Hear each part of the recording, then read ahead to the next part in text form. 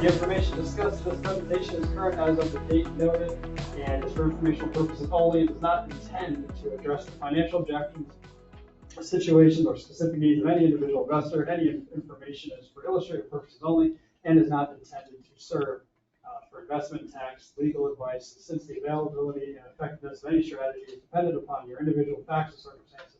Results will vary, and no suggestion is made about any specific solution or strategy will perform in reality.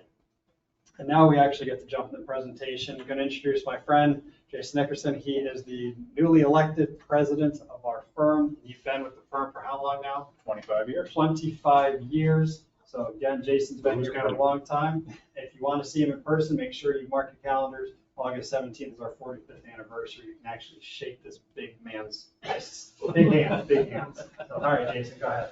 Well, thanks for the introduction, Will. I tend to believe, I have a tendency to believe that our personal and family financial well-being is probably the second highest priority in our lives, only behind our mental and physical health. But in understanding that, the financial world is incredibly complex, stressful, anxiety-inducing, and our job is to make that digestible, understandable, and applicable to our situation. And so, as Will said, we get involved with just about anything money touches, and taxes is really no exception to that rule, right? And we're going to go through quite the journey tonight. As Will started off the discussion, we're going to have a party apparently around taxes, and late June around the Finger Lakes and partying with taxes. If you're here and tuned in, I love it. You're part of my crew. So most of us tend to think of taxes really around income taxes, right? And it's usually a once a year exercise, something we do at the end of the year or early in the year following the end of a tax year, and we gather our paperwork and we drop it off to our preparer or CPA or accountant. The return gets done, and we put it away for another year and don't think much about taxes. But as I said, taxes really has implications that are broad-reaching across our financial lives, probably more than we realize, because we just tend to roll through our day-to-day financial lives and we pay taxes in many other ways than just income tax. At Almonds, we also believe that income taxes is not a reverse-looking exercise. It is actually a forward-looking exercise. So when we come into the new year, we're already working on the current year looking forward, rather than just the look backwards, so that when we get to February, March, or April, it's simply a compliance where we're filing a return and we understand or already have an indication of what the results are going to be. And it's important to do that because this is where the opportunities are really uncovered in our tax situation, is by looking forward and planning ahead. And I like to use the term tax optimization, where a lot of people get focused on how much can I save currently in my taxes through deductions or credits. I like to think of it in terms of tax optimization. Tax optimization, to me, says I'm going to look at both my current tax scenario and plan, and I'm going to look forward, not just through the next year, but years ahead, and try to project where I might end up in my tax situation. And it may make sense for me to not save taxes now, but to pay more taxes now in order to potentially save much more in taxes later on. Okay? So these are just some of the common thoughts or common approaches that we often find. But we understand that taxes really can be a painful subject for many of us. We don't like paying them, but they are so involved in every part of our financial lives. And I remember an early mentor of mine suggesting to me, probably on my third day with the firm, if you do anything else, make sure you learn the tax code, because it should be a part of every conversation you have with clients. And if it's not, you're probably not doing it right. So although the tax code is 4,000 pages long, and I'm still working on it 25 years later. But we aren't the only ones that understand taxes in this way. We've had some famous people throughout history also on the tax area as well. And these are just some great quotes. Now, I'm not going to take credit for being the author of this entire slide deck. Actually, I didn't put much into it at all. We've had some very bright people put it together, and I just said, yes, that looks great. I think I can talk to that. Someone pulled, they were able to pull one of my favorites without even asking me, and I'll point that out. First, one of the best things in life are free, but sooner or later, the government's going to find a way to tax them. And that can't be truer. And if you don't grasp that as a concept by the time we're done tonight, you may have fallen asleep on me. My second one, my favorite is the second one. In this world, nothing can be said to be certain except death and taxes, by Ben Franklin, one of my favorite all-time founding fathers. And side note, if you've never been to the Library of Congress in Washington, D.C., you should really make the trip. Go upstairs. The Ben Franklin books and journals on display there are just amazing. And yes, I'm being a nerd at this point, both in taxes and in the founding fathers. What is the difference between a taxidermist and a tax collector? A taxidermist only takes your skin, and that's one of our local favorites, obviously, with Mark Twain. Ann Landers opined, a person doesn't know how much he has to be thankful for until he has to pay taxes for it.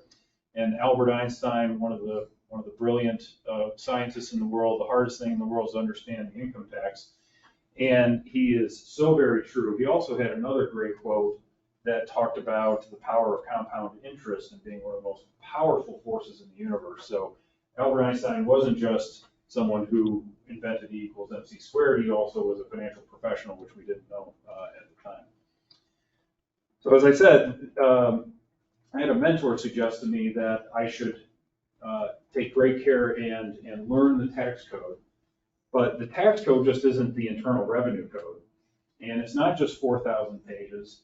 There are additions to the Internal Revenue Code that we also have to learn and understand. We have tax regulations, which are another 14,000 pages.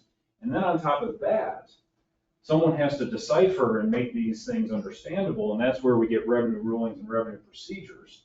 So we're talking about at least almost 20,000 pages of tax content that we have to learn. And I don't know of an accountant or a CPA in the world that understands and knows all of that. Doesn't mean they don't exist, but it is fairly large conversation. So why is tax so complex? Well, it would be very simple if taxing authorities were only in the game of raising revenue to support the bills and expenses of those taxing authorities, say the federal government or state or local municipalities. But as we know, that Congress has also used the tax code to try to create efficiency and fairness, and also maybe some social engineering with the tax code. And we see this sometimes in a very positive way as well. If we think of in our lives, one of the areas of the tax code has to deal with retirement savings. Okay? And this is where a very positive impact can come from the tax code by encouraging people to save for retirement. So I think of if you work for a company, or you might have something called a 401k plan. And what the tax code allows is for us to save money on a tax-deferred basis, and even now over the last several years on a after-tax basis for different planning reasons. But it allows us to save up to a certain amount of money on a tax-deferred basis. And the Internal Revenue Code says you can do that. You can take money from your income, put it into a 401k plan, and you will not have to pay taxes on those earnings. And as those contributions are invested and they grow, you won't have to pay taxes right away on those earnings. It also says that you won't have to pay taxes upon retirement. You'll only have to pay taxes when you take money out of it. Okay? So the Internal Revenue Code is structured to try to encourage us to save money in certain ways. Now, the same piece of the code talks about limitations, right? So that the higher in income you are, you may be limited on how much you can contribute, right? So it really does try to create some fairness and efficiencies in a number of different ways. But that's what adds up when you start adding all of these different areas of the tax code together. and it creates such a large volume of work that can be incredibly complex and hard to understand. So the title of tonight's presentation, is Taxes Through Life Stages. And we're not just going to talk about income taxes, although that's probably where we'll spend the bulk of our time discussing tonight. But we also, if we stop and think for a moment, all the different areas we pay taxes, we come out as young adults and we start working and now we're earning money, right? So that's where our income tax journey kind of really begins. And whatever is left over from our earnings, we get to buy things with it. But don't we know that we're also taxed when we consume, right, in the form of sales taxes. And then some of the things we buy, we actually get to hold on to. We're not just consuming, we're holding them. They're property that we hope will appreciate in value or that we'll use over a long period of time. And there are ways and areas that we're going to pay taxes on those. And then when we're lucky enough to accumulate enough, at the end of our life, we might also have to pay taxes yet again. So it seems that we're paying taxes coming and going, and we tend to overlook some of that because we walk into a store and we buy something and it's just a foregone conclusion we're going to pay taxes, right? So it's not just at the federal level that we have state and local taxes, and the taxes that are being collected are overlapping in some areas, right? The federal government uses their tax revenues to support some pretty major programs like Social Security, Medicare, Medicaid, education programs, our country's infrastructure, military, things like this. But we also have some overlap because the state supports education programs and unemployment like the federal government does. Also, we have local tax revenue that's generated at supporting certain education programs, first responders, and so on. So we have various buckets that we are filling through our consumption, through our earnings, through holding property, and it's funding these various programs, and sometimes there are some overlap. So we've mentioned a lot of the ways already and how we pay taxes, and we're going to kind of go into a little bit of these. Some we're going to spend more time on than others, but let's go ahead and get started with sales tax. So sales tax is, again, it almost has become a foregone conclusion for us, right? We go, we consume, we buy, we consume or we hold it for a long period of time. Sales tax in New York State, we know, has a 4% base rate, and then local tax can be added on top, which can bring the tax rate up to almost 9%. So that's the easy part of the understanding. Now let's talk about some stories or some things that we've heard relative to the sales tax. Sales tax in New York State has always been viewed as high, especially when you have states surrounding us or close to us, like Pennsylvania and Delaware, that may not have sales taxes. So some of us may have heard stories in the past. So some of these are unconfirmed, but there have been pretty smart people who thought, how can I get around some of the sales tax? If we're approaching 8 or 9% on our purchases, especially in the area that we live in, which is close to the Pennsylvania border or other non-sales tax states, years ago, there was a story going around that, especially during high shopping times, let's say back to school shopping or Christmas time, people would leave New York State and go to tax-free shopping states to buy school clothes and backpacks and Christmas gifts and so on. And rumor has it that New York State taxing authorities got wise to this, that New York State residents, to avoid paying the sales tax, would go down to Pennsylvania to the shopping mall parking lots and take pictures of New York State license plates and know that we have New York State residents that are shopping in non-tax states and avoiding the state sales tax. Roll forward a few years, and our friend Jeff Bezos, the founder of Amazon, sort of evolved retail and brought that to a new level where shopping online is now prominent and we're not always being charged sales tax for our purchases. So another story circulated, rumor has it, and I'm telling these stories second and third hand, I don't have any proof to them, that New York State went to Amazon and said, we understand that people are shopping online and potentially not paying sales tax. So we would like a list of all your New York State residents. This is New York State going to Amazon. And we would like a list of their purchases. And Amazon said, we're not going to give you that. New York State said, fine, you don't have to give us that, but we do have a right to understand your books and records and all the sales and purchases that are being made, and we will take it from there, and anything that we calculate that should have been paid in sales tax, you'll pay for them instead. So Amazon said, fine, we'll give it up.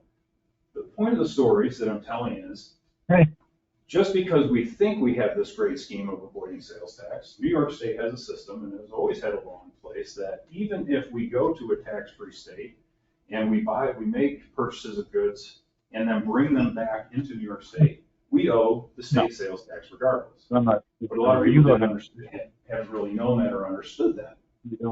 And there is actually a line on the New York State tax return that allows you to ante up the sales tax that you should have paid, but you didn't pay on your purchases, whether that be it online or in a tax-free state, if you went and bought goods and brought them back to New York State and consumed them or used them here. So sales taxes, I didn't really want to get into the reasons why, but it's interesting that there's still a lack of understanding that just because you avoided it on your purchase doesn't mean you avoided the sales tax overall. Sales tax, let's go back real quick, Brian. Sales tax also can be disguised not being titled as tax. So if we make a purchase, let's say we're going to buy a new car, we pay sales tax on the purchase, but there are additional taxes and fees that get wrapped into that purchase or ongoing ownership of the car, things like registration fees and title certificate fees and renewing your registration and things like this. So even though they're not taxes up front, we are still paying at some level a number of different fees, which a lot of people consider taxes. Okay, moving on. That's enough on sales taxes that I'm sure I've depressed most of you already on that topic. Let's move on to income tax. We have a set of terms up here, 10 big terms that we're going to cover tonight and go through them, and it will help us define and understand what income tax really is. So from the standpoint, let's start with the top one, AGI. AGI stands for Adjusted Gross Income. And this really is the starting point of our paying our income tax journey. Adjusted gross income is the collection really of all our income, with some exceptions. We do get some subtractions from this, and the main one being contributions to IRAs if we qualify to do that. Now, I'll also point out, we're going to see some terms, and we're going to talk about some things in the Internal Revenue Code that are either suspended or no longer enforced, and that's because we're still getting a number of questions on some of these terms and are they allowable deductions and so on, but also a tax code or a tax change went into effect under the Trump administration that took away a number of tax items in the code, and a lot of them are set to come back potentially at the end of 2025. So we want to talk about some of those as well. So in our AGI, we have our wages, our interest, our dividends, our capital gains, we have retirement income, pensions and Social Security, and things like this. And then we get to subtract qualified IRA contributions. A couple of the things that are on pause or have been taken out, business expenses, unreimbursed business expenses. A lot of that has gone away. Moving costs used to be deductible, but there is a very small carve out of which moving costs can still be deductible, primarily if you are active duty military. Alimony payments. If you had a divorce decree prior to 2019 and alimony payments are being claimed as income, the receiver or the payer can claim those as deductions, but any divorce decree following 2019, there's no claim of income and no claim of deduction. So there are some major changes that have gone on over the last few years. Tax credits. So we love tax credits because tax credits are the most valuable reduction in taxes that we could possibly get if we qualify for them. Tax credits are a dollar for dollar reduction of our tax liability. So if you end up calculating your taxes and you owe $1,000, but you're fortunate enough to qualify for a $1,000 tax credit, then you have zero tax liability. This is different than tax deductions. Tax deductions are what we say are a percentage reduction of your tax liability because they are reducing our income. So tax deductions subtract from your income. And let's paint a real quick example. Let's say you're in the 22% tax bracket, but you paid $1,000 in mortgage interest last year and you itemize your deductions.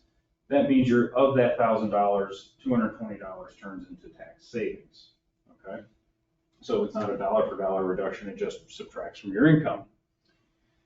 Since we're talking about deductions, let's talk about standard versus itemized deductions. Now, this was another major change in the tax code under the Trump administration, where the standard deduction was significantly raised, and in an effort, it was really all in an effort to simplify our tax returns. Now, we're going to pause here for a moment because I want to cover this simplification that was marketed under the Trump administration, which to me was kind of a joke.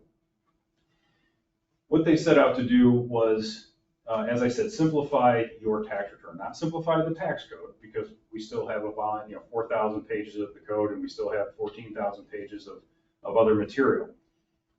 The big marketing point was, we're going to try and get your tax return to fit on the size of a postcard. Okay?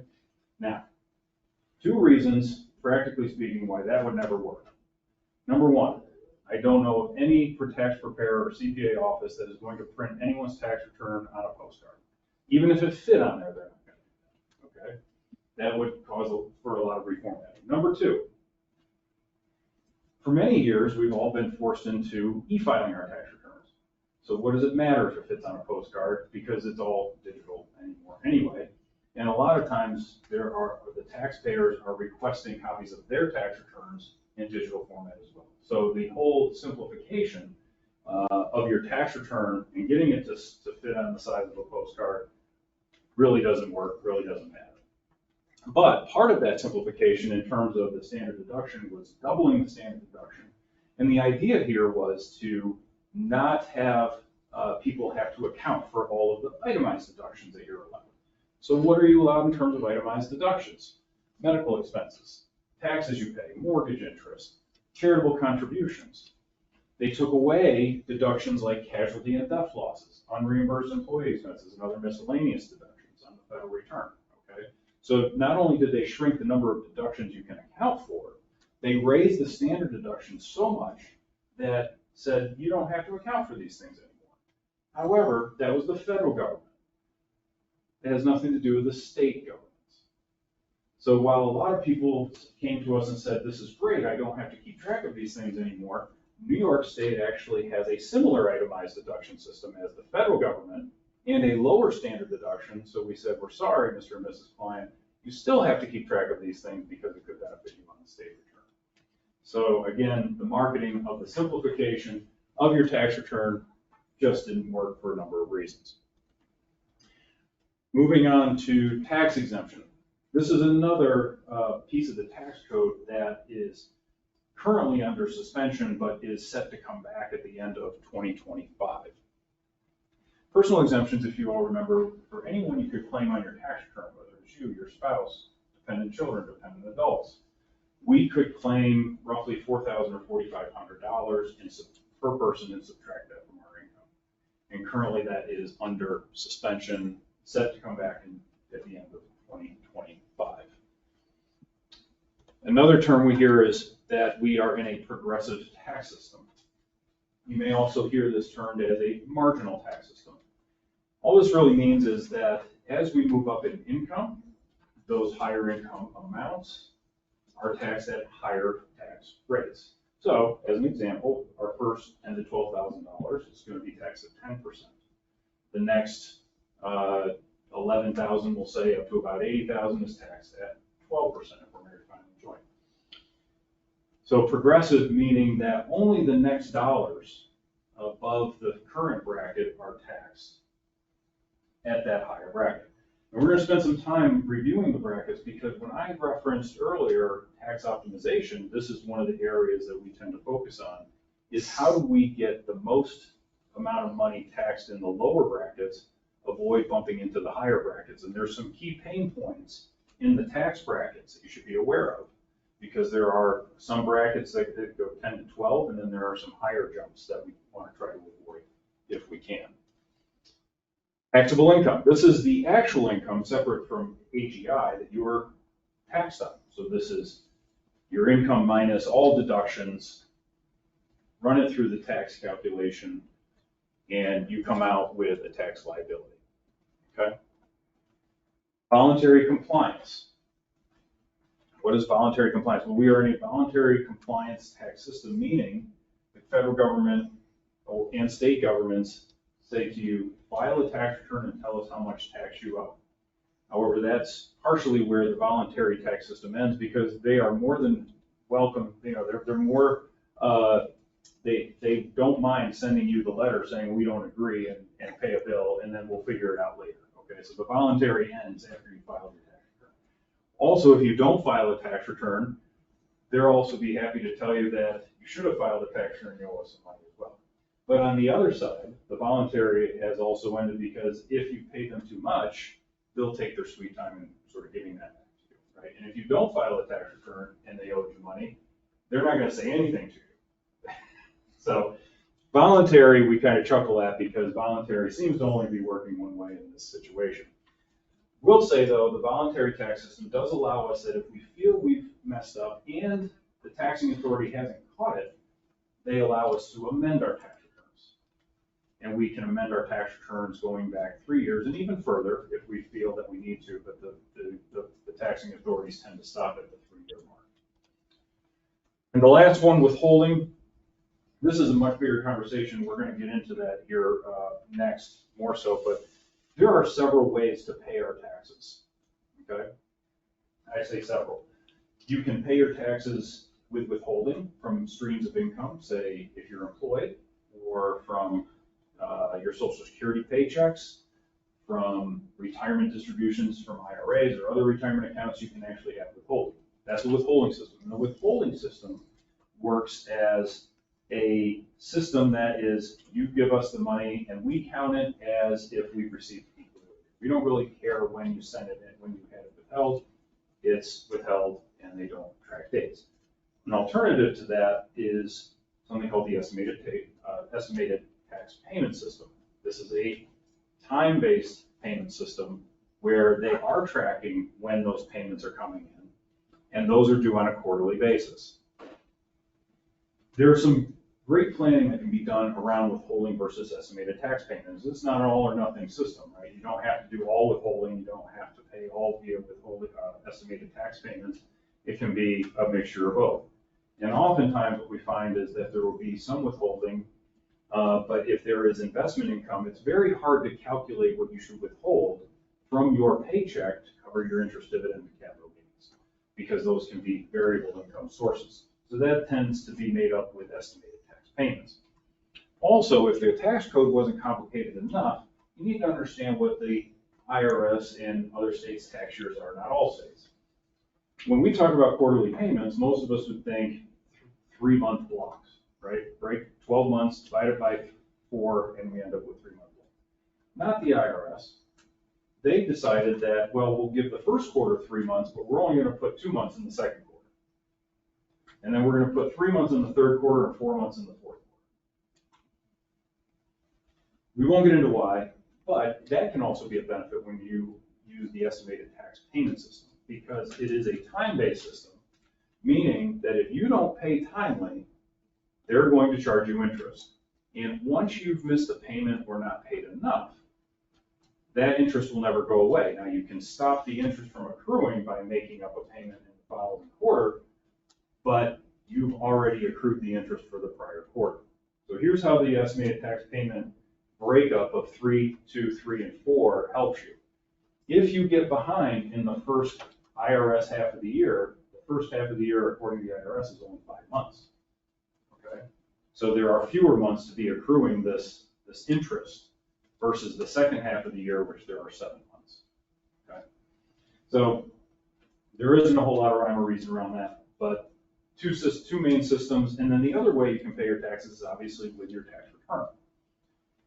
Now, we often try to get our clients to understand the benefits of not overpaying, right? Because why would you want a major refund coming back with your tax return? All you've done is provide the government, state or federal, with an interest-free loan. When you get your refund, if any of us have gotten a refund, we know that we don't get interest with that. Now, if our refund is delayed, or we've had to amend our return to get more money back, we maybe get a little bit of interest. But we tend to we lean towards a structure where we're overpaying and we prefer to have a refund. We try to coach our clients the total opposite way, which is the most efficient way to manage your tax payments is to pay enough throughout the year so that you have a big payment due with your tax return, but not so big that you pay interest or penalties on that. Okay? Now I tried that with my wife, and I told her the check we had to write 1 year, and not even I adhere to that system anymore if I wanted to stay married. So we may pay some years, we may get a refund some years, but we're not doing the big payment system because it can be scary if you don't plan ahead and put money aside to plan for that payment. So really 3 main ways to pay your taxes, either through withholding, your estimated tax payments, or through your tax return. And the 4th one is don't pay them at all and wait for the taxing authority to come back, and then you'll have to pay them anyway, but it'll be much more expensive. So let's look at withholding and break down the W-2, because this is often where we become most familiar with how withholding works, and not just our federal and state withholding, but what else gets withheld. Okay, and there is a major change as we move from, say, W-2 to Social Security income or income from our retirement accounts, say through an IRA or something like this. So if we break down this person's W-2, we can look at this and say, okay, in box 1, they're going to claim $75,000 of federal income. Okay. However, when we look at boxes 3 and 5, we've got different wage amounts. Now, the reason that is because there are deductions built into this that are already in advance of claiming on our tax return. And the primary deduction really is between the 80 and the 75,000. In this example is our 401k contributions. Like I said earlier, the tax code supports and tries to encourage this saving directly from your wages. Okay, so we're only going to pay federal tax based on 75,000, but we're paying other taxes based on the full 80,000, our gross income. And that's because we have to pay into the Social Security that we hopefully will collect one day, and Medicare, which we'll hopefully use as an insurance program one day later in our lives as well. And those withholding amounts are pretty set figures. Social Security, if you're an employee, you're paying 6.2%, and Medicare, you're paying 1.45%. Now, that's not the whole bill. The employer is paying the other half of that, okay? So the real Social Security tax is 12.4%, and Social Security, or Medicare tax is really 2.9%. And if we're self-employed, we're actually paying the full shot because we don't have an employer to pay the other half of that for us. However, there is a deduction on our tax return when we file our tax return as a self-employed person, that we get a deduction for half of those taxes as well. So we don't just have federal and state withholding, we also have withholding for Social Security and Medicare. And then obviously we have withholding for state income tax. Yeah, go a little more. Okay, so let's talk about, go on Ryan for me. There we go. Yeah, let's bring up the whole thing. Okay. So now we've talked about a number of these levels, but let's go through a basic formula of how our taxes are calculated. So we talked about how we get to AGI. We bring together all of our income. We take out some of the exclusions like our 401ks. We take out above the line deductions to arrive at our adjusted gross income. We have deductions like standard and itemized that we can subtract from that. Remember, our personal exemptions are gone, but set to come back starting with tax year 2026. Also, you see up here a line QBI 20%. That is for another evening when we're all loaded up on a lot of caffeine. Another one of these great efforts by the Trump administration to simplify the tax code. They yet added something called the qualified business deduction, and there are tax professionals that are still working years later to try and understand this thing, so we're not going to cover that tonight, but it has to deal with small business and a special deduction that you can get from that. Come to your taxable income, and you go through the tax rates, you subtract your tax credits, minus your withholding or any prepayments, and you end up with a tax due or tax refund. So that's how all of these things sort of mesh together in a formula. Go ahead, Ryan, and flip to the next one. And then we put it on the special form, which that wouldn't fit on a postcard anyway, but this was their grand plan to try and remap that. And in there, also in the grand plan of trying to get that to fit on a postcard, Behind this, what you're not seeing is statements 1, 2, and 3. Yes, those are the formal names of the forms, statements 1, 2, and 3. And it is because all of the detail they took off of this, they stuck behind it. So you wouldn't have just one postcard, you'd have 3 or 4 different postcards to staple together. And this is how we end up with our formula that we reviewed on the prior page. All right, let's get into some tax rates. And this is where, as I said earlier, where some of our tax optimization really begins. The top bracket, I apologize for this being so busy, but the top set of brackets and rates are our ordinary income tax rates. So this is wages, this is our retirement income, this is dividends, interest. Once we add all those up, short-term capital gains as well, and we determine our filing status, we can figure out what our tax rate is. So let's review the tax rates. As I said earlier, the lowest tax rates start at 10 and 12%. But once you get beyond that, if you're married filing joint, you can make up to almost $84,000, $83,550, and you'll pay no higher than 12%. And once we get above that, though, is when there is the biggest jump in the tax rates. We get a 10% jump for any dollars above the $83,550. And then we have a small jump from 22 to 24. Our next biggest jump is 24 to 32, and then we get 35 and 37. Now, that isn't where the tax calculations end. If we are so lucky to have long-term capital gains, meaning we bought, say, a stock, we owned it for more than a year, and then we sold it, we paid long-term capital gains tax. We can also have something called qualified dividends. These are paid by usually domestic companies and some foreign companies. We get preferential treatment on those types of income, long-term capital gains and so on, where if we are in the 10 or 12% bracket, that's why the income ties to the 83,550, we can pay 0% income tax on those, okay? If we are in the 12 to 24% bracket, roughly, we're gonna pay 15% and 20% above that. So I'm gonna pause there for a moment because what we also like to coach and preach is tax diversification. We talk about 401ks being tax deferred. Right? There are parts of the tax code that are actually preferable to have to pay tax if we are in some of the lower brackets. If we have long-term capital gains or qualified dividends, there are some preferential rates in the tax code that maybe we want to be paying some tax and optimize our taxation. We also have parts of the tax code that allow us to make contributions to certain types of retirement accounts like Roth IRAs or Roth 401ks. We pay the tax up front, but we're never going to pay tax again. Nothing on the growth, nothing on the distributions. Okay? So where our planning really begins is trying to find the holes in the tax rates. Meaning, some of the work that we're doing with early career folks and making the decision of should I contribute to a 401k or a Roth 401k or an IRA or a Roth IRA. And again, the difference is a regular 401k, we're putting money in on a pre-tax basis. It's tax deferred until we take it out. A Roth, we can put money in on an after-tax basis, but it's never taxed again. So the question is, should I go for the tax deferred or should I go for the tax free? And the question really boils down to what we expect tax rates to be in the future. If we are in a scenario where a young professional, we're moving up the ladder quickly in our job, maybe we want to be putting monies away on a tax-free basis because we expect that we want to have tax-free income.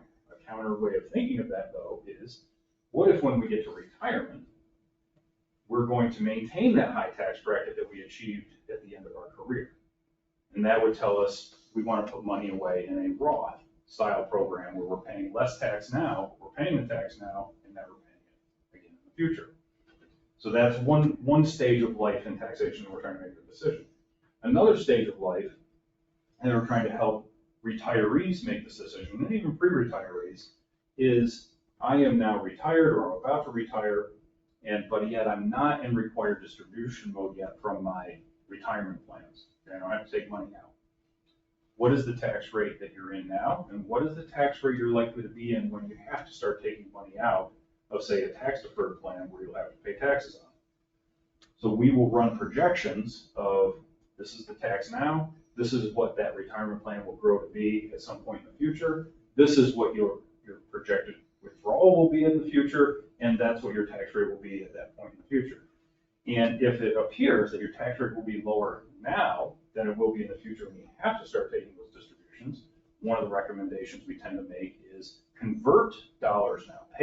Take money out of those plans now, convert them to a Roth IRA, because it's projected that you'll pay a higher tax rate at some point in the future on those distributions.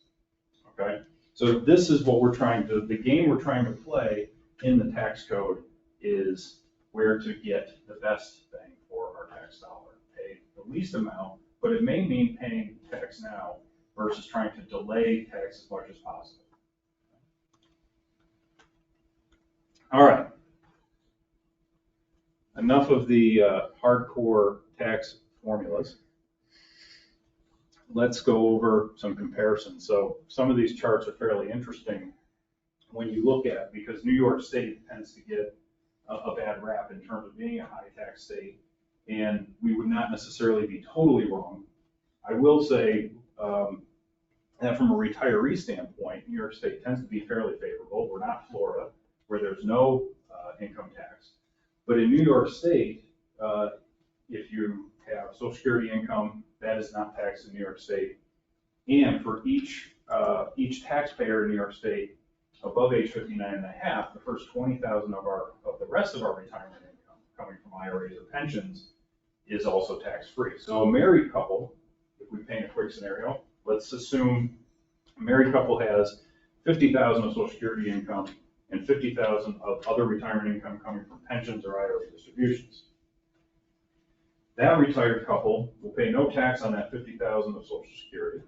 So now we're down to 50,000 of potentially taxable income from IRAs and pensions.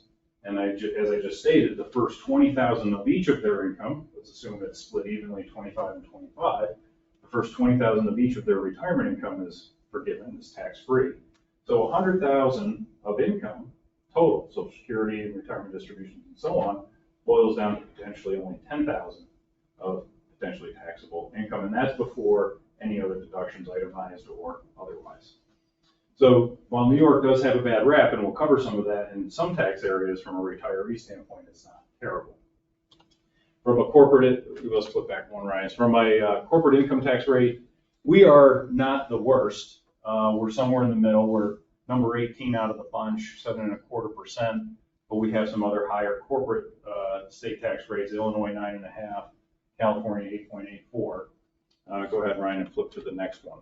And we're going to come back to some more of these charts. First, we're going to take a pause and talk about real estate and property taxes. If we haven't taxed you enough already, as I talked about, we're buying and we're getting taxed. We're earning income, we're getting taxed. Let's talk about what we own and we're getting taxed. And we often think of this in terms of the real estate that we own, right? Because we are being taxed on real property just through what we call our real estate taxes, whether it's school tax, town and county tax, and so on, but we're also taxed based on transfers and other types of fees. However, we need to remember we have a couple of opportunities here to avoid tax on real estate. We're not going to avoid the real estate taxes themselves, but on the transactions, we have some opportunities to do so. So we're going to cover some of those. Go ahead, Ryan, on that. From a property tax standpoint, I bet any one of you would have guessed we're probably near the worst, along with the state of Illinois, New Hampshire, and Vermont, in terms of being some of the highest real estate taxes in the country. Go ahead and flip one more. Okay, this is where we can get into taxes and potential tax avoidance. So when we own a home, let's assume it's our primary residence for a moment, and we've owned that home for a long time, and then we're getting ready to sell it because we want a different home, or we're just wanting to maybe simplify life and rent a place to live or whatnot. You go through the same exercise in terms of taxation and figuring out your taxation as you would with, say, a stock or bond. So if you bought a stock at $1 and you sell it for $10, you have $9 of gain. If you buy a house for $100,000 and you sell it for $900,000, you have $800,000 of gain. But, go ahead, Ryan. Let's go one more even. We get something in the tax code called an exclusion on our gain. Okay? Now, the way this works, and the reason I focused on your primary residence, because it's applicable to your primary residence. If we're talking about investment property, there's another piece of the tax code, which we'll touch on real quick, that we might be able to delay tax. Here in our primary residence, as long as we've lived in a primary residence 2 of the last 5 years, we can exclude at least some of that gain. For a single taxpayer, it's up to $250,000, and for a married filing joint, it's $500,000. Anything over that is going to be taxed at those long-term capital gains rates like we've already reviewed. So what happens, flip back one more.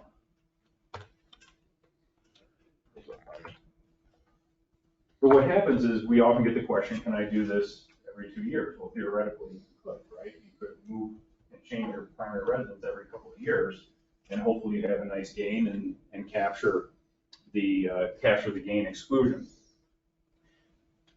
And the reason we like to bring this up, this has actually been in place for a long, long time, but we still get the questions of, can I just roll this into a new property? Not being aware fully of the tax exclusion, can I just sell, take the proceeds, buy a new property, and then I don't have to claim the gain or anything like that? And the answer is no. What we're probably referring to is what we'll get to next in terms of investment property. But we do have to claim the sale on our tax return. Even though we get this exclusion, we have to list on our tax return, we have to list our sale price, we have to list what we bought it for, we have to list the commissions we paid the realtor, any improvements, major improvements we made to the property, all go into our basis.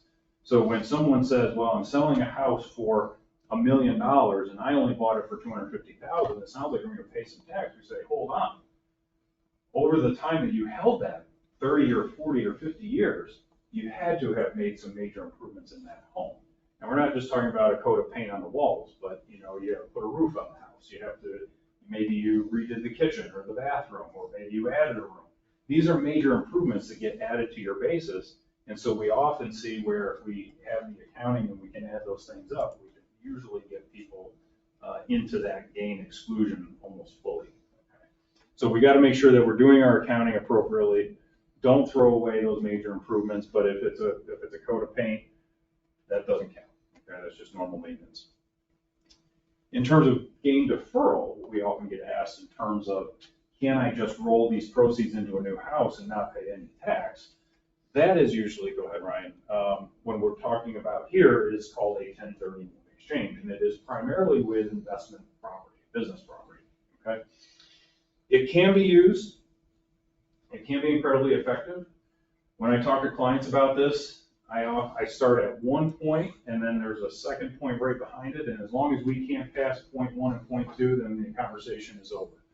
Point number 1, go ahead, Ryan, is under the rules of 1031 exchange is property use. Okay? What I say to people is, yes, it does matter what the property you're selling is used for, and it does matter what the property you're exchanging into, but we have to pass the first test. Is what was the property you're selling? What was that used for? If we can't meet the business use test, then this conversation is over right away. Okay? Business use means you have to be renting the property or using it in business fashion in some way, shape, or form. And there's a set of rules that we won't go into detail.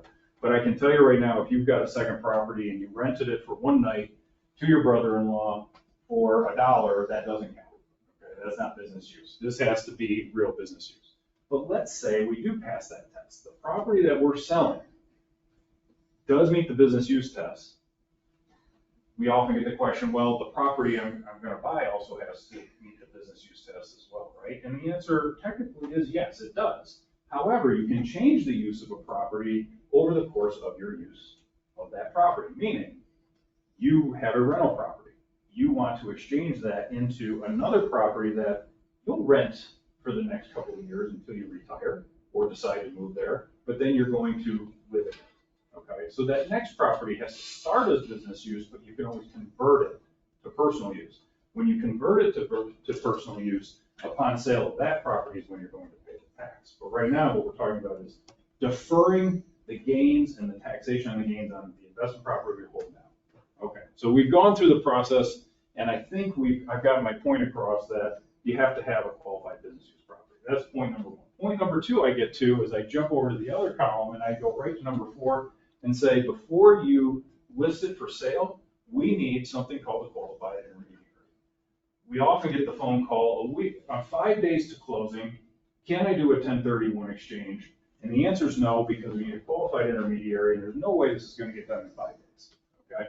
A qualified intermediary, sometimes they're CPAs, sometimes they're attorneys, sometimes they're neither, this is just their job. But they are the person who's going to make sure that you check all the other boxes on this chart, okay? They're going to make sure that you meet the 45-day identification period, which says even when you do sell and come to contract terms on the property you're selling, you have to identify the next property within 45 days. Then you have to make sure that everything is wrapped up in 180 days. And they're also going to make sure of that, and they're going to make sure that all of the documentation is taken care of for you. Okay? So this is business use property, and we got to make sure we have a good partner to make sure this happens correctly. And then what that allows us to do is exchange properties, defer the gain into the next property, and as long as we didn't put a single dollar in our pocket from that exchange, all of it can be deferred over into the new property. Okay? What do we got next, Ryan? So, okay. So now we've gone through life. We've bought stuff and paid taxes. We've made money and paid taxes. We even invested in business property and hopefully deferred taxes, or maybe paid some taxes. And now we're dying, and let's pay a few more dollars of taxes, okay?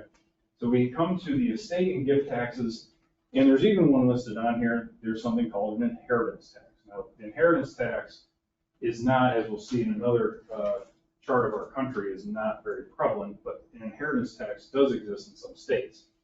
An estate tax is simply put, it is the tax on the value of the property you own at passing, with some exceptions. We'll go through those exceptions. And gift tax can be taxed on stuff that you gave away while you're alive, okay? The way this, some of the key details of the estate and gift tax.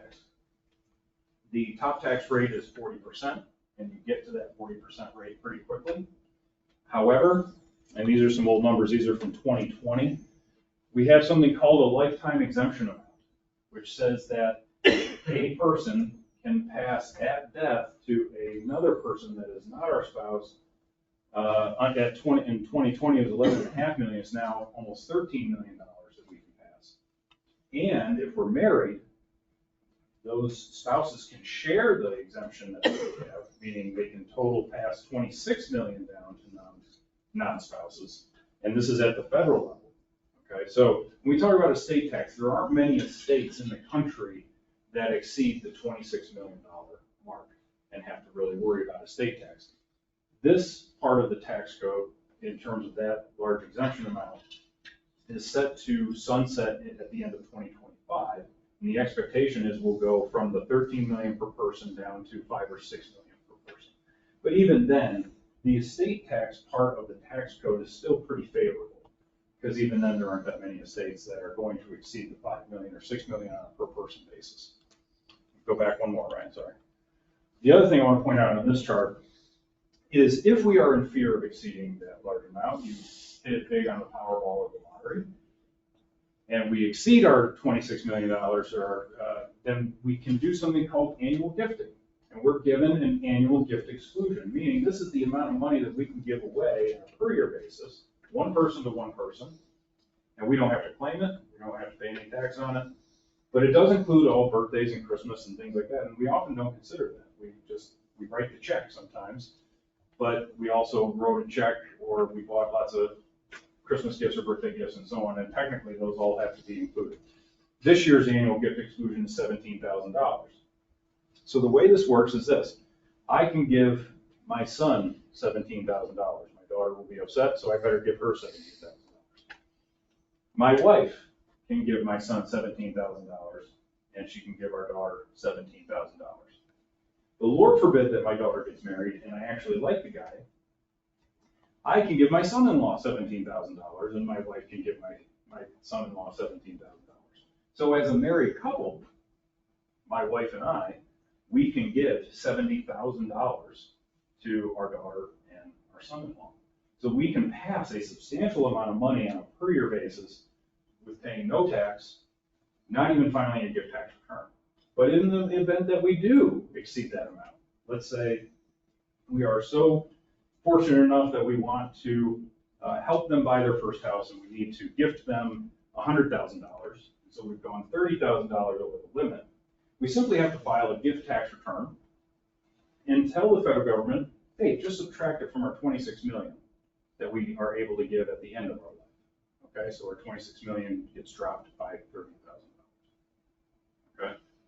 Now, what happens if we roll forward in 2026 and the federal government says, forget the $5 and $6 million, we're going to drop that exemption amount down to $500,000, therefore ensnaring a bunch of estates into the estate tax.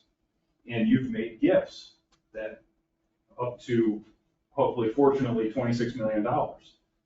Is the federal government going to say, you owe us some money? No, they have already come out and said, we will not claw back that gifting that you did under the higher exemption. You can go ahead and give as much as you want under the $26 million regime, and if we drop that way, way down, we're not going to ask you for tax dollars. Okay? So it is a pretty favorable part of the tax code, at least right now. As I said earlier, top tax rate is 40%. You start at 18%, but you just have to get on a federal level $1 million or north of $1 million to hit the 40%. So you can see that these tax rates are fairly tight. There's no real significant jumps, and you move through them pretty quickly. But again, this is dollars over those large exemption amounts. For another conversation, New York State does not follow this, and there are other states that don't follow this for various reasons. There are a lot of states that don't have estate taxes. Go ahead, Brian, I think that's the next slide. Oh, we'll get to that. Actually, let's skip this one. This is boring. Here's another formula. Now I'll put you guys to sleep with formulas. Oh my goodness. Okay, and one more. Okay. There are many, many states. All those states in gray have no estate taxes. Okay? And then we have New York State, what we know and love. Of course we have an estate tax. Right? We're one of 6, 7, 8, 9-ish states with estate taxes. Anyone in gray, no estate, no inheritance taxes. And those in the green have inheritance taxes. Okay? How is estate tax different from inheritance tax? Well, if we die and we have a taxable estate, our estate is paying those taxes. That's the estate tax. If we die and I leave money to my children and they inherit it, they get to pay the taxes. And wouldn't we all love that? Either way, it's coming out of the same pot of money, essentially, right? Then you have the lovely state of Maryland, one of my favorite states, frankly, but they have both. Apparently, they're not taxing people enough, so we're going to tax you when you die, and we're going to tax your heirs when they receive it as well. So. Okay. Enough of the formulas. Enough of the 4,000 pages of the tax code. Will, liven the bunch up. What's going to really make this exciting for the rest of our time together this evening is real life examples. Right? We're going to try, because we know that talking tax code is as fun as drinking sand.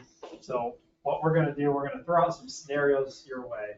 Given all the information we just memorized, I know I definitely did.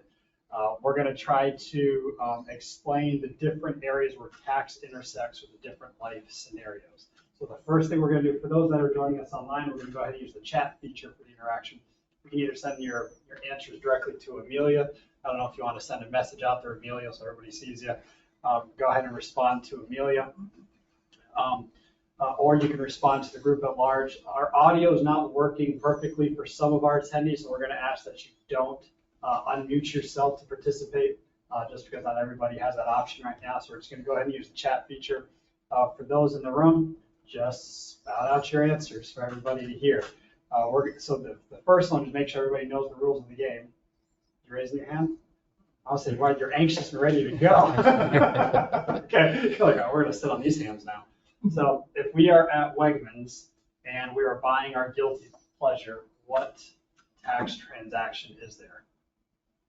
When you're purchasing your guilty pleasure. Let's say it's in New York, not Pennsylvania, where you don't have to pay on some of those guilty pleasures. Sales. I'll say sales tax. Yep, there you go. So that's basically how the game will go. I'll just go ahead and read off some examples, and we'll just, and then Jason. Wow. Yeah, what's his name? I was just like, wow, you know, this guy. He's going to add and interject things that we didn't think about or correct us if we need pivoting. So you and your spouse recently retired, and you go back and forth between your primary residence and your vacation home, where you meet up with your children and grandchildren throughout the years. As much as you love to spend time together, none of your children have interest in owning the properties after you and your wife pass.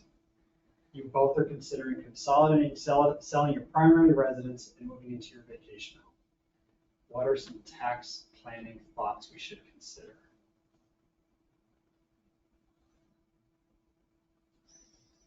What state you live in? Okay, that's a good one. It's not even on my list, that's true. Yep, what state you live in.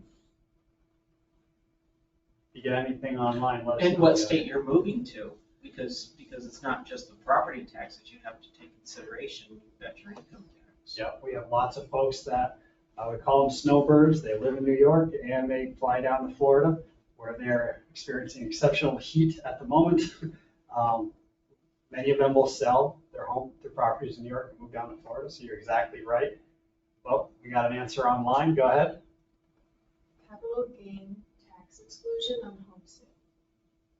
Yep. Capital gains tax exclusion. Yep. Not the primary residence. Anything else you want to add, Jason? Yeah. So I think the scenario in general and your mention of the state that you're in. Okay. I think what is one thing that we really didn't talk about, but New York State is really a bear when we talk about, when Will mentioned snowbirds. If you're making that move, or you're thinking you're making that move, but let's say you're not going to sell what you're leaving your primary residence in New York and moving to Florida, but you're not going to sell. Let's talk about residency for a moment, because this is a huge, huge tax trap, and New York is one of the major nasty states in the country about tracking people down. Okay? There are several tests that you have to meet in order to claim residency and the fact that you're leaving New York State. Now, Florida doesn't care, right? Because Florida doesn't collect income tax. And a lot of people are doing this to try to avoid the income tax or some other taxes. But if you're maintaining the residence in New York, you maintain a residence in Florida, and you're trying to make the claim that we have moved from New York to Florida, what are the things we need to consider? Change your voter registration, license plates on the vehicle, change your driver's license, change your doctors and your dentists. There is a test called things that are near and dear to your heart, meaning pack up all the pictures on the wall and move them to Florida. There is lifestyle testing. There is even a testing that says when you left the house and went on vacation in yet another state or another country, what house did you leave from and what house did you return to? Because if you left from New York to go on vacation and said, well, we're going to leave from New York and then we're going to return from New York and then we'll drive from New York down to Florida, and you didn't pass some of these other tests, you're a New York resident still. Okay, now there's other tests like time spent and so on and so forth. So all these different things is where did you leave from and return to when it comes to vacation and so on. So I think we have some great answers, Will, in terms of selling a residence. You have the capital gains, you have what state you're in, you have, was it your primary residence for 2 out of 4 years? And the primary residence can spin into, you know, what state residency are you trying to claim residence in? Because New York State does allow that gain exclusion as well, that the federal government allows 2 of the last 5 years, as long as it was your primary residence. But again, you can't claim that if it wasn't your primary residence in New York, right? So if you think, well, I'm going to get down to Florida, I'm going to keep the house in New York for a couple of years, and then I'll be able to exclude the gain because I maybe still have to file a New York tax return for some other reasons. Guess what? You're gone because it wasn't your primary residence. All right, I'm going to stand over here because we keep dancing. I'm not the greatest dancer. I'm going to stand over here. Next scenario, does anybody have any questions on? Oh, am I not in the camera anymore?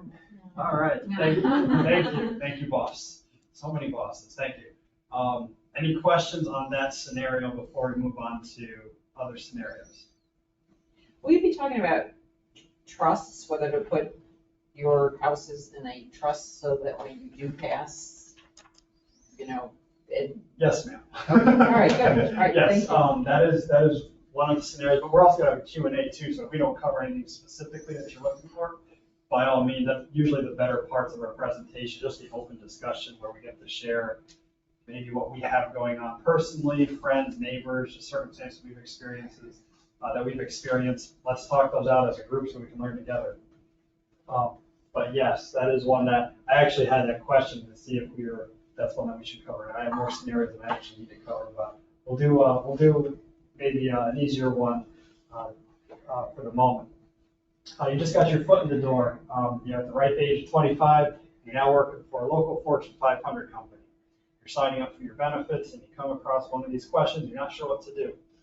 Do I want to contribute to a traditional 401k plan or to a Roth 401k plan? What are some things you should be asking yourself before making that choice? Future income. Oh, future projected income. Yep, very good. Any other thoughts? Anybody online?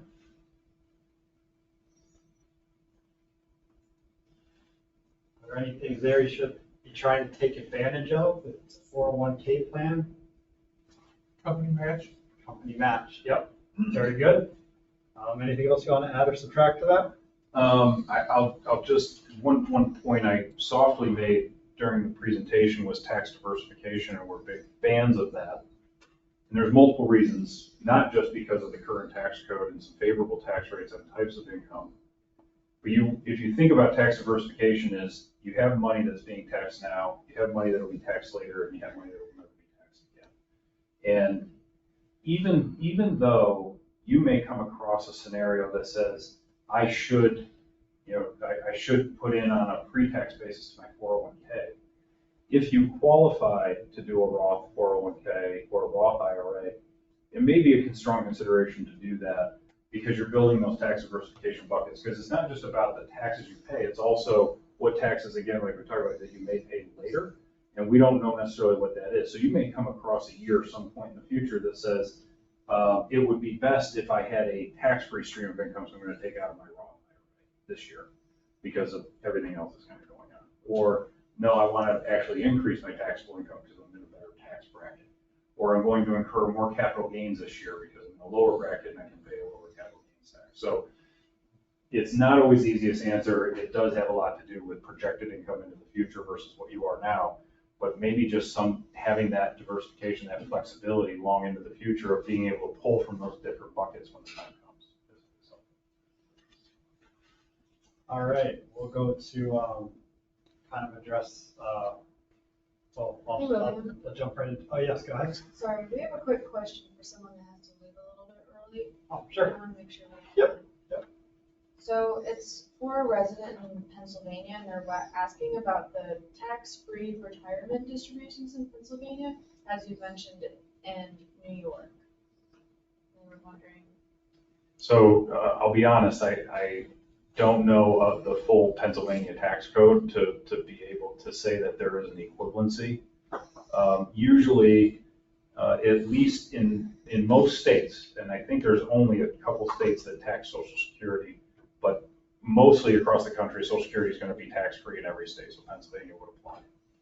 Also, in most states, if you earn a public pension, you're a teacher in that state, you earn a pension, usually those are tax-free as well, up to almost the full amount. In a lot of states, they don't tax those at all.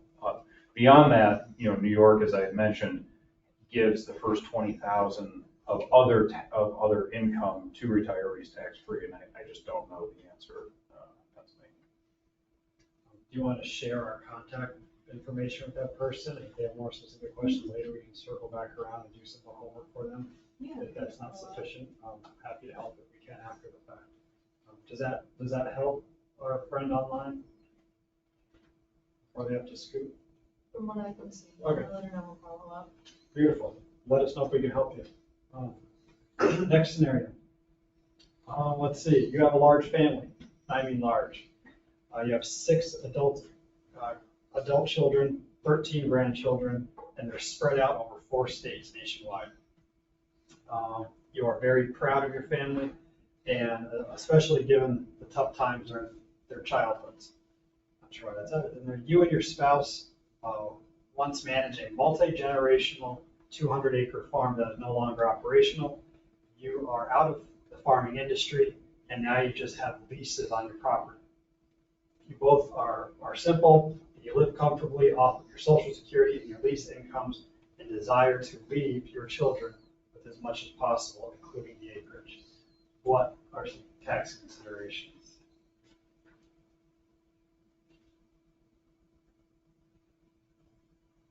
It's a mouthful. You could do something with a trust, though, to one of your questions there. Anybody online? What do you think, Jason? A lot to unpack in that scenario. Things that you would want to look at is, is there any qualifying agricultural benefits in the tax code? And those are plenty still. Also, it is technically would meet the business property rules. So could we exchange that property into other properties that, if the children don't want it, other properties that they may want? Those are just some opportunities there. Yep, you're talking about clean and green, and then also gifting considerations. If you have that many kids and grandkids, there's lots of ways to gift them that we stated not so very long ago with different gift exclusions. Let's see, which another one? We've also got a nightmare consideration of having 15 or 20 different eventual owners of this property. Sure. How's it gonna run? Who's gonna be in charge? Yeah, if you want to roll that into a trust, if you want to maybe set up a family LLC to help designate who's running what, when, where, and then once you're passing, they can shift hands as needed. That's a separate tax return though, if it's set up under an LLC versus something more private. Yeah, there's so many moving parts in that one. Let's see if there's an interesting. If they wanted to put that into like a nature conservancy. Oh, sure. Now you've got tax benefits. Yep. But is it only the grandparents that are gonna get the tax benefits, or is there a way that they can transfer those? It really depends on the ownership. How it's set? Yeah.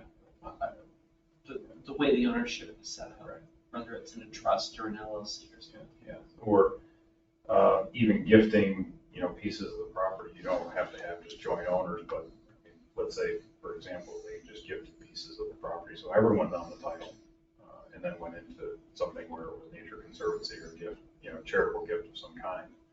Then theoretically, all owners are, are eligible to claim some level of deduction from that.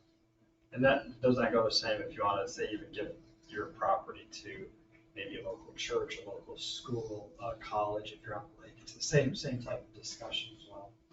I know that question came up in our last presentation. Someone was interested in gifting property to a local college, and that was kind of in that space. Go ahead, Amelia. I was just gonna see if you can speak up to make sure that the mic will catch you for us. I'm sorry, my voice doesn't project as well. This one has a lot of fun scenarios. You have just been made aware that your uncle has passed away and left you, and only you, sorry, brother and sister. It's proven that I am the favorite with his estate. His estate includes his home that is completely paid for, and he has lived there for over 40 years. He also has a healthy sum in his traditional IRA, an E-Trade brokerage account that includes individual stocks, and roughly 300,000 in CDs in various banks. In addition to all this liquid cash, it also includes all of his items, vehicles, and a large collection of Buffalo Bills merchandise that is valued at roughly $50,000 back in 2010. What are all the nutty things you got to think about? Who thinks of this stuff? But these are real scenarios.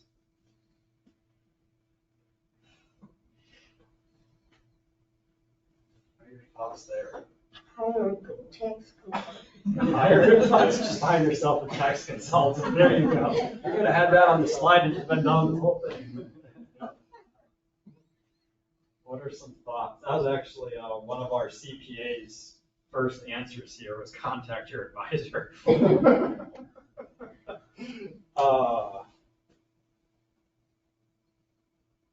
Go ahead, Jason. Well, so something, I'm trying to Remember mix up, everything? well, mix up the answers. So one of the things that was mentioned in here was the E-Trade account holding stocks and bonds. And one of the things we didn't cover in the estate tax section was often we run into scenarios where there is highly appreciated securities being held. And the question always comes down to, should I diversify away from these? Meaning, if I own these, should I sell them?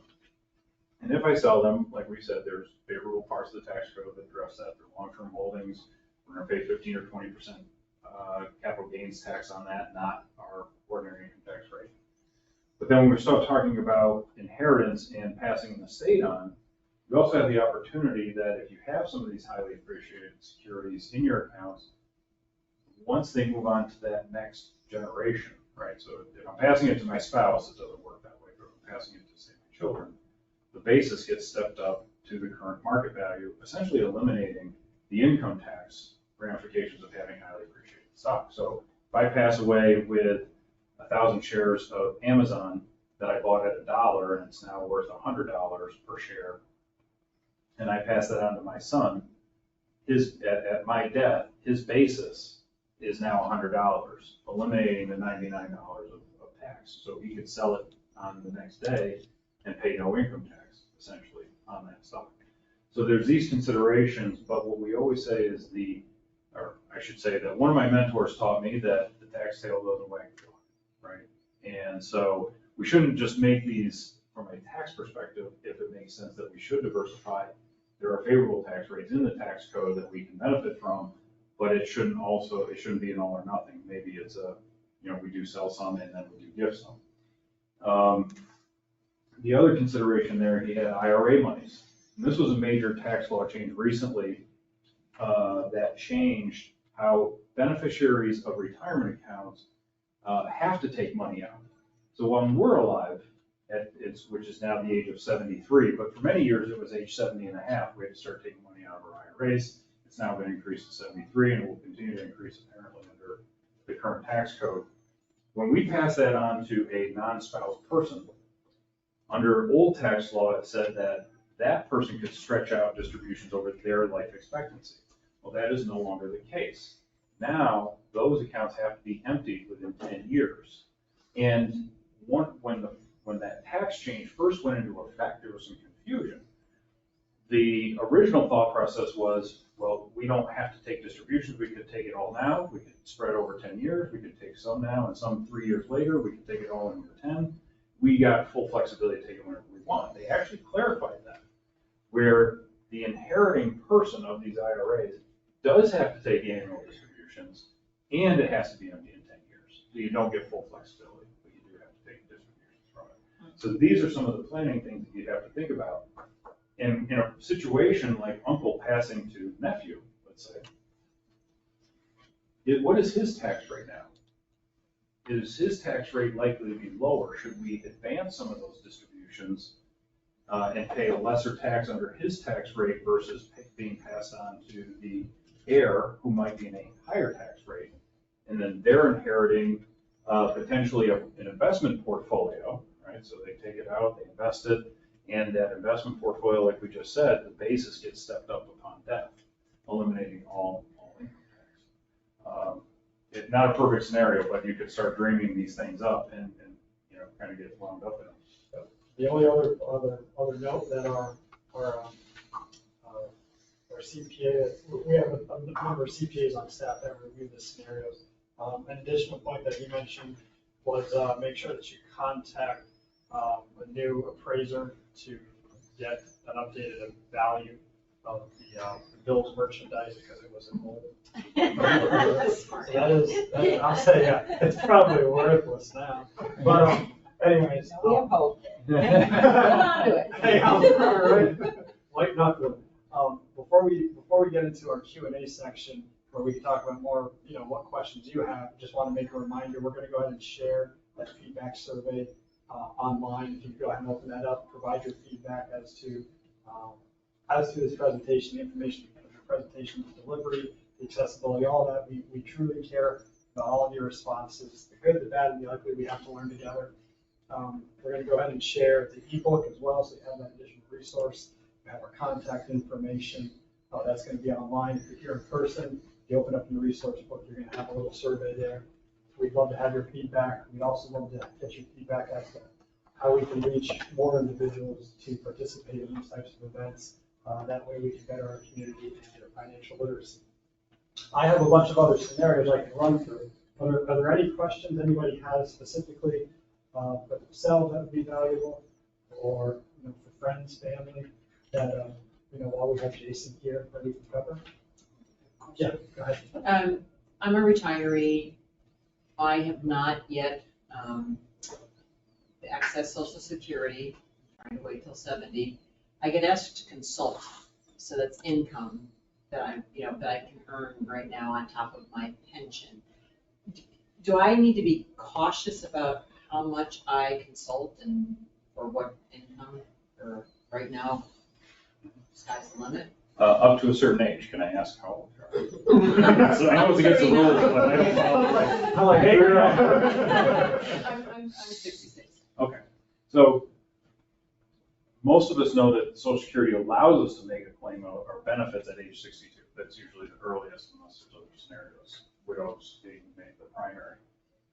From 62 to full retirement age, we have to be careful about that, right? So once we reach our full retirement age, we can earn pretty much whatever we want. But in those early, what they call the early claiming years, Right. there is a limit, and I think it's around $20,000 a year. Now, the interesting thing is, in the year that you retire, and Social Security has screwed up on this in the past, where we've seen someone retire, let's say in June. And let's assume for a moment the dollar amount you can earn is $20,000 a year. In the year of retirement, that's a per month accrual, so to speak, right? So let's say I earned $50,000 from working and I retired in June, and now I'm going to go consult, and I'm going to claim my Social Security early. They have to look at the back half of that year on a per month basis of how much you earned. You don't get the full $20,000 in addition to what you already earned in the first half of the year. So there's a formula in that year of retirement that then beyond there's a maximum amount up until full retirement age, and then after that you can earn as much as you want and claim Social Security.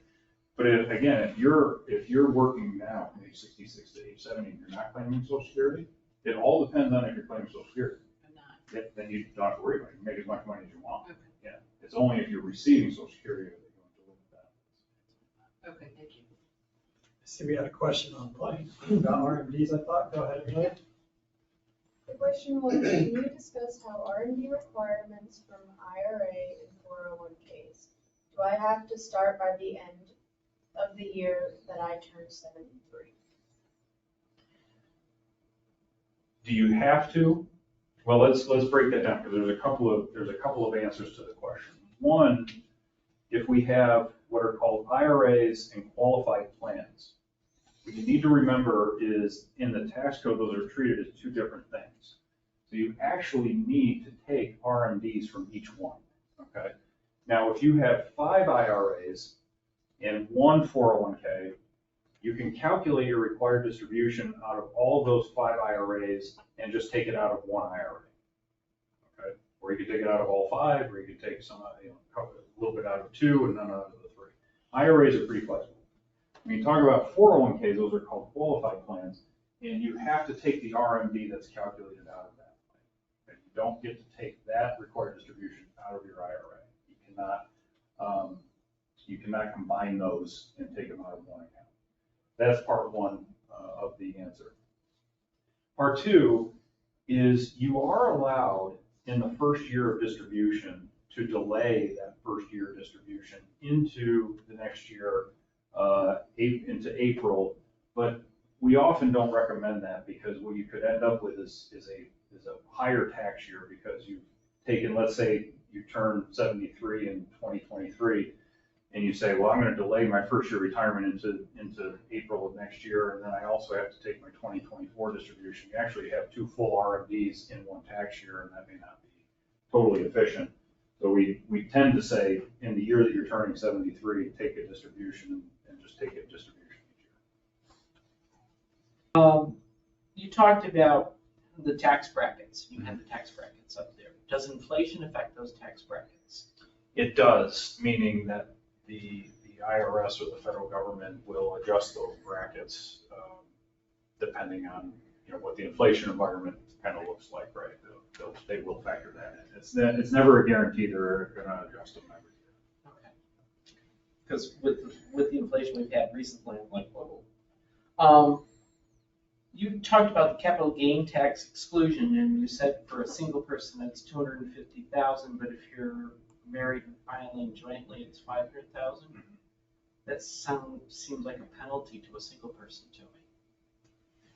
So you actually raise a good point, because we used to have a major, what they call the marriage penalty, but it used to work the other way, right? Where a single person might get a larger exclusion or standard deduction than if you just multiply times two people, right? And it wouldn't necessarily be equivalent. But a single taxpayer, yes, because they could own the same home as someone married to filing joint, and you're getting half the exclusion. Correct. Yeah. Tax code doesn't always make sense. No, it doesn't. I'm just like, wait a minute. So I'm a retired teacher in New York State. I moved to another state that, again, doesn't tax my retirement because I am not from that state. Will they now tax my income, or does it depend on the state? It does depend on the state, but a lot of states honor the tax-free public pension. Okay. A lot of them do. Yeah. Research. Exactly, and you do have to kind of run those scenarios on a state-by-state basis. Again, there's even a couple of states that tax Social Security, I can't think what they are off the top of my head, but yeah, most of them are honoring the public pensions and the Social Security non-taxability. Yeah. And it's just running that scenario in addition to the tax rates, because the tax rates vary across states, everything from 0 up to New York State being close to 9%. If a person is considering drawing Social Security before 70, how do you figure that out? I mean, I know that there's that magic number of how long are you going to live? Yes. But when you're trying to make that decision, who helps? What's the best way to be advised in that, I guess is what I'm trying to. Yep, so we will always preface that because we get that question quite a bit. We always preface it with the math will always support you delaying getting Social Security to age 70, right? And unless there's something about medical history or in your background that we don't know of, but the math supports waiting because you just have to make it to late 70s, early 80s to then hit the crossover point where you'll collect more by delaying taking Social Security versus claiming it early, okay? There's a couple of arguments that I tend to make. They don't always play out, but they're worth looking into, right? And the arguments I tend to make are Social Security is a form of a pension that cannot be left to your heirs. Now, a spouse could potentially benefit from a higher Social Security benefit of their spouse and so on, but let's assume that we're not talking about a spouse. You cannot pass your Social Security on to a child, right? Your accumulations, meaning your investment accounts or retirement accounts, those can be passed on to an heir, right? So when you think of this from a cash flow standpoint, where is the best place to draw my cash flow from? You have to factor in your longevity, because I can get more in a fixed stream of income from Social Security if I think I'm going to live that long. But if I take it early, I can protect the investments. I don't have to draw off of my investments then to support my cash flow. And the math, it has to be the perfect scenario, because it usually favors waiting on Social Security and spending down your assets. But you can create a formula that says, no, actually, I probably should withdraw from my assets first and let my Social Security grow, or vice versa, right? You can come up with a perfect scenario. But it's really cash flow. What are your cash flow needs? There is some tax favorability that it has to be baked into the formula as well. Social Security benefits the taxation on those will max out at 85% of your benefit. And it's a sort of a circular formula of all your other income, right? So if you earn $30,000 from Social Security, you have that as a benefit, you're not paying tax on all $30,000. It'll max out on 85% of that. So that has to be a factor as well, versus if I take that, or do I draw down investments, where's the drawdown coming from? If it's taxable investments, I can pay long-term capital gains tax at 15% or something. Or if it's coming from an IRA, that's 100% taxable as soon as I take it out, and is taxed at my ordinary income tax rates. So it's cash flow driven, where's the best place, and where do I end up with the best ending scenario that I would like to see? And then where am I gonna pay maybe the least, where am I most tax efficient or optimizing my taxes? But yeah, what we tell people when they're moving into retirement, there's retirement planning, which is that's actually the next step. The next phase in the class, right, is there's can I retire?